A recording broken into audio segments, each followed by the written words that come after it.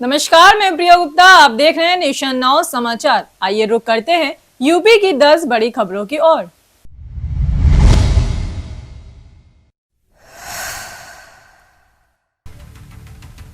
अंतरिक्ष से जब शुभांशु शुक्ला ने नमस्कार कहकर अपना संदेश शुरू किया तो हर भारतीय का सीना गर्व से चौड़ा हो गया।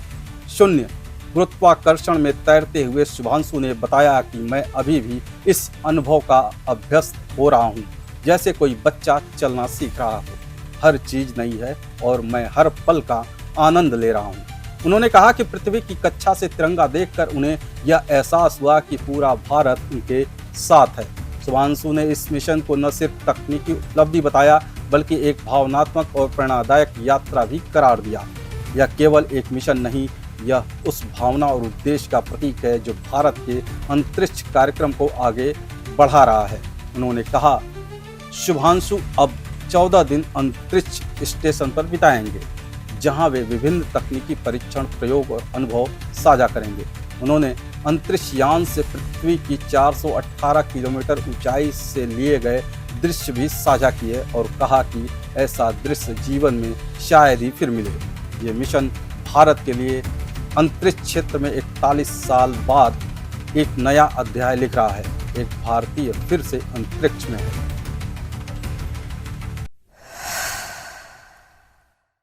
अमरोहा के मंडी धनौरा के गांव आजमपुर में स्थित इस मज़ार पर हर गुरुवार को लगती है भीड़। ये मज़ार कोई आम दरगाह नहीं बल्कि श्रद्धा और एकता की मिसाल है। सन 1744 में लगने वाला ये मेला आज भी लोगों की आस्था का केंद्र बना हुआ है। यहाँ लोग दूर दराज से, यहाँ तक कि 300 से 400 किलोमीटर दूर से भी आते हैं। विशेष मान्यता है कि इस मज़ार पर प्रसाद चढ़ाने से कील मुहासे और त्वचा संबंधी समस्याएं ठीक हो जाती हैं। यही वजह है कि हर गुरुवार को यहाँ महिलाएं, बच्चों और युवाओं की लंबी कतारें लग जाती है। सबसे खास बात यह है कि यहाँ पर कोई धार्मिक भेदभाव नहीं। हर धर्म के लोग बिना किसी झिझक के सिर झुकाते हैं, चादर चढ़ाते हैं और मन्नतें मांगते हैं। गांव वालों की माने तो ये चमत्कारी रूप से कई लोगों की बीमारियां ठीक हो चुकी हैं। इस मज़ार पर गुरुवार को ही मेला लगता है और उसी दिन प्रसाद चढ़ाया जाता है। हिंदू महिलाएं चुनरी लेकर आती हैं, मुस्लिम महिलाएं दुआ मांगती हैं और बच्चे भी पूरी आस्था के साथ इस मज़ार के चमत्कारों में भरोसा रखते हैं।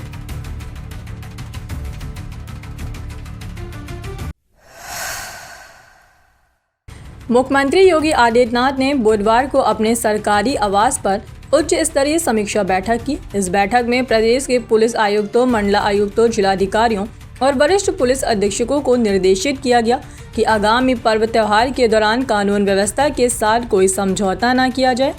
मुख्यमंत्री ने कहा कि कौशाम्बी, इटावा और औरैया जैसी घटनाएं इस बात का संकेत हैं कि कुछ तत्व प्रदेश में जाति तनाव फैलाना चाहते हैं। ऐसे में पुलिस को चाहिए कि वो बिना किसी देरी के ऐसे प्रचंडकारियों के खिलाफ कठोर कार्रवाई करें। श्रावण मास की शुरुआत 11 जुलाई से हो रही है। इसके साथ ही कांवड़ यात्रा, नागपंचमी, रक्षाबंधन जैसे प्रमुख पर्व भी आएंगे। साथ ही 27 जून से लेकर 6-7 जुलाई तक मुहर्रम और जगन्नाथ रथ यात्रा जैसे आयोजनों के चलते संवेदनशीलता को बेहद जरूरी है। सीएम ने गाजियाबाद, मेरठ, बरेली, अयोध्या, काशी जैसे प्रमुख धार्मिक और सीमावर्ती जिलों में विशेष सतर्कता बरतने के निर्देश दिए हैं। उन्होंने सभी विभागों को आपसी समन्वय के साथ चिकित्सा, स्वच्छता, सुरक्षा और आपदा प्रबंधन व्यवस्था को दुरुस्त रखने को कहा है। एटा के कोतवाली देहात क्षेत्र स्थित इसन नदी की पुलिया पर सोमवार देर रात बड़ा हादसा हो गया। 2 ट्रक आमने सामने से इतनी जोर से भिड़े कि कुछ ही सेकंड में दोनों वाहनों में आग लग गई। इसमें से एक ट्रक मक्का से लदा हुआ था और एटा की दिशा में आ रहा था। टक्कर के बाद ट्रक के कैबिन में फंसे परिचालक को आग ने अपनी चपेट में ले लिया और वो जिंदा जल गया। स्थानीय लोगों ने तुरंत पुलिस को सूचना दी, जिसके बाद मौके पर पहुंची देहात पुलिस ने फायर ब्रिगेड को बुलाया। करीब 1 घंटे की मशक्कत के बाद आग पर काबू पाया गया, लेकिन तब तक दोनों ट्रक जलकर पूरी तरह राख हो चुके थे। पुलिस ने मृतक के शव को पोस्टमार्टम के लिए भेजते हुए मामले की जांच शुरू कर दी है। प्रथम दृष्टया हादसे का कारण ओवरलोड या नींद लगना बताया जा रहा है, लेकिन जांच के बाद ही स्थिति पूरी तरह स्पष्ट हो सकेगी। फर्रुखाबाद के कायमगंज कोतवाली क्षेत्र के सलीमपुर दूधीमई गांव में दबंगों का आतंक इस कदर बढ़ चुका है कि अब वो ग्राम समाज की जमीन पर भी कब्जा कर निर्माण कार्य कर रहे हैं। ग्रामीणों ने इसकी शिकायत थाने से लेकर एसडीएम तक की, मगर नतीजा शून्य रहा। आरोप है कि स्थानीय लेखपाल और पुलिस की मिलीभगत से दबंग इस जमीन को अपने कब्जे में ले रहे हैं। इस जमीन को ग्रामीण समाज के उपयोग और सार्वजनिक कार्यों के लिए सुरक्षित रखा गया था, मगर अब इस पर ईंट, सीमेंट और सरियों की आवाज़ें सुनाई दे रही है। ग्रामीणों का कहना है कि यदि यही हाल रहा तो गांव में गरीबों और ज़रूरतमंदों के लिए कोई जगह नहीं बचेगी। एक और मुख्यमंत्री योगी आदित्यनाथ सरकारी जमीनों को कब्जे से मुक्त कराने के लिए अभियान चला रहे हैं। दूसरी ओर स्थानीय स्तर पर दबंग और अधिकारी नियमों की धज्जियां उड़ा रहे हैं। प्रशासन की चुप्पी इस मामले को लेकर और भी संदिग्ध बना रही है।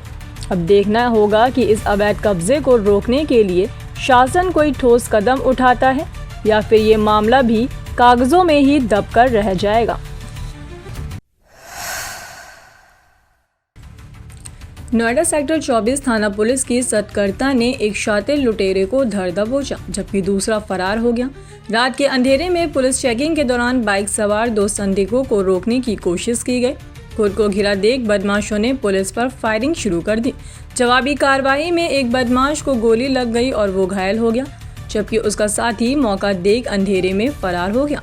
पुलिस ने घायल बदमाशों को तुरंत अस्पताल में भर्ती कराया, जहां उसका इलाज चल रहा है। उसकी पहचान शातिर लुटेरे के रूप में हुई है, जो नोएडा और एनसीआर क्षेत्र में अपने साथी के साथ मिलकर लगातार लूट और चोरी की घटनाओं को अंजाम दे रहा था।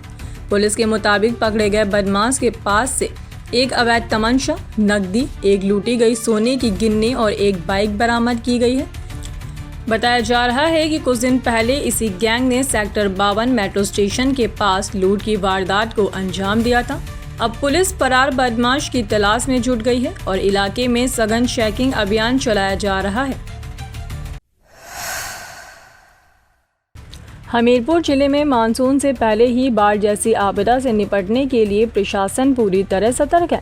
इसी कड़ी में बेतवा नदी के किनारे एक मॉक ड्रिल का आयोजन किया गया, जिसमें बाढ़ जैसी आपदा का सटीक रूपरेखा तैयार की गई। ड्रिल के दौरान एक युवक को नदी में डूबने की काल्पनिक स्थिति बनाई गई। इसके बाद पुलिस, फायर ब्रिगेड, स्वास्थ्य विभाग और नागरिक सुरक्षा दलों ने मिलकर रेस्क्यू ऑपरेशन चलाया।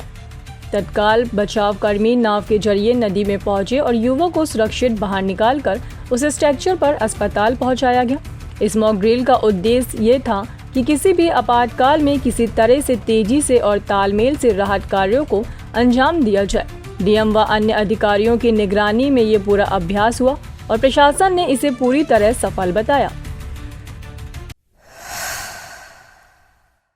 पूरा मामला जालौन जिले के माधोगढ़ कोतवाली क्षेत्र के बगरा तिरह का है।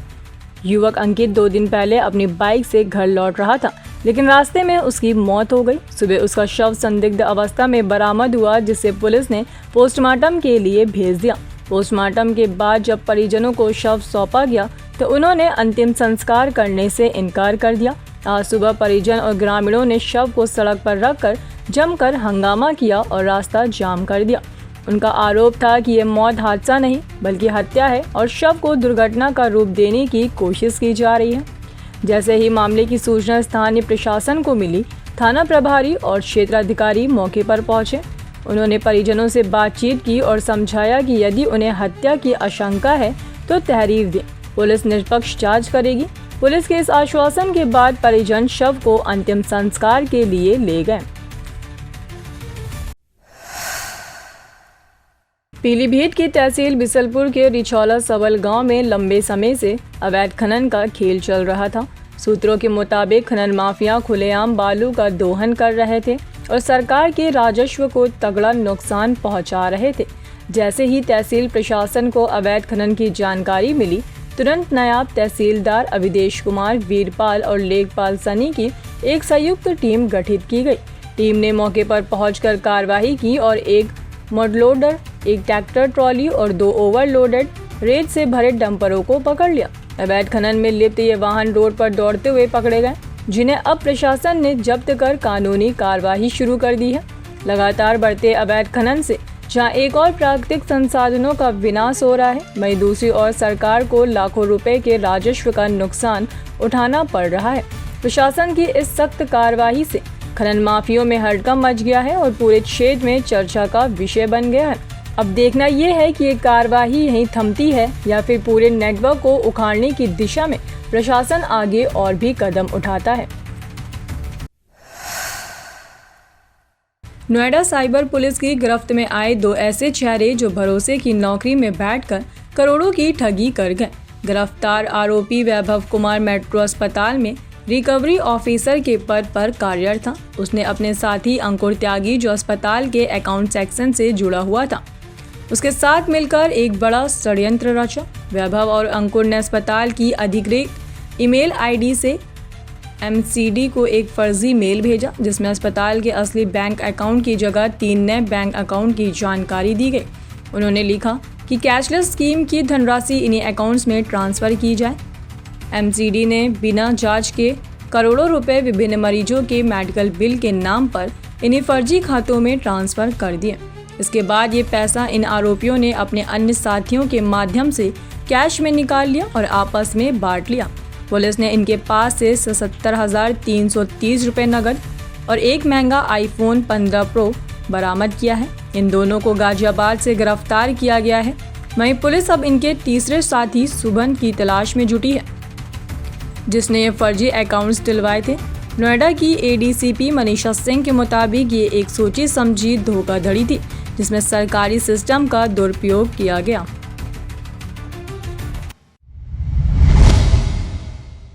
तो ये थी यूपी की वो 10 बड़ी खबरें जो आपके लिए जानना जरूरी था। अगर आपने अब तक चैनल को सब्सक्राइब नहीं किया है तो अभी कर लीजिए, क्योंकि हम लाते हैं आपके लिए हर खबर की असली परतें, तेज सटीक और बिना लगा लपेट के।